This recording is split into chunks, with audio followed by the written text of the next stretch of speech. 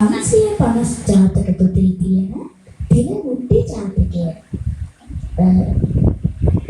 ඔන්න යටගේ දවස බරණැස් නුවර හිටියා බ්‍රහ්මදත්ත රජතුමාගේ පුත්‍රයා බ්‍රහ්මදත්ත කුමරු.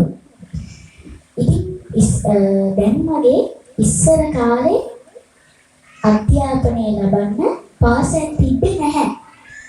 තිබ්බේ දිසාපාමොක් කැදුරුතුමා ගාවට ගිහිල්ලා අධ්‍යාපනය ලබන සිස්ටම් එක. ඉතින් මේ කුමාරයාත් යනවා දිසාපාමොක් කැදුරුතුමා ගාවට ශිල්පය හදාගන්න. දෛනික අධ්‍යාපන වැඩ කටයුතු ටික ඉවර වෙලා දැන් මේගොල්ලෝ දිසාපාමොක් කැදුරුතුමාත් එක්ක යනවා ගඟකට නාන්න. ඉතින් මේ නාලෙද්දී ගෑනු කෙනෙක් තල වේලනවා. මෙයා පුංචි කුමාරයෙක්නේ අපි හරි ආසයි තල කන්න.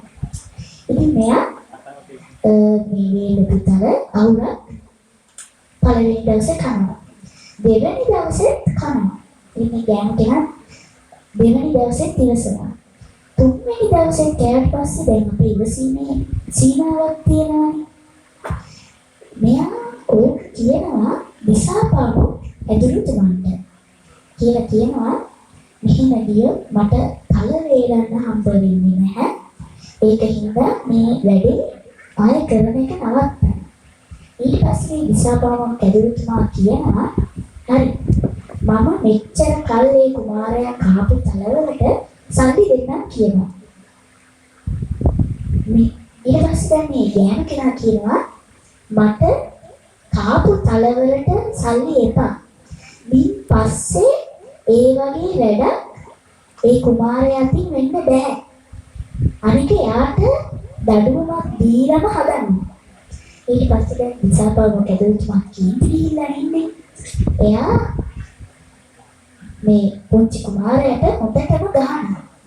මෙයා තමයි කවදා හරි ඒ රාජ්‍යයේ රජ වෙන්නේ. මෙයා ඔය වෛරය හිතේ තියාගන්නවා. මොන්න දැන් මේ කුමාරයා රජ වෙනවා. රජ වුණාට පස්සේ මෙයාට මතක් වෙනවා අර දිසාපාමොක් ඇදුරුතුමා තමන්ට පොඩි කාලේ දහපු ඒ සිද්ධිය. ඊට පස්සේ රාජපුරුෂ ලව්වා එයා ගෙන්න ගන්නවා.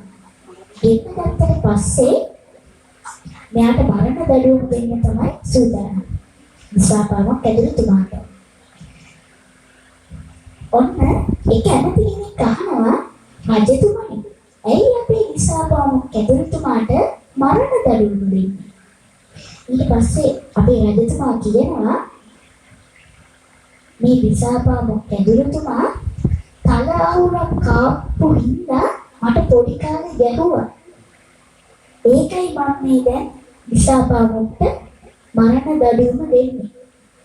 පසුව මේ ඇමති කියනවා රජතුමනි ඔබට එදා දිසාපාමොක් ඇදුරුතුමා ගැහුවේ නැත්තම් ඔබ ජාත්‍යන්තර හොරෙක්. ඉතින් අපි මේ කතාවේ ආදර්ශය තමයි කෙනෙක් හැදෙන්න නම් ඒ කෙනාට මෘදුව හෝ නළු ලෙස දඩුවමක් දෙන්නම ඕනේ.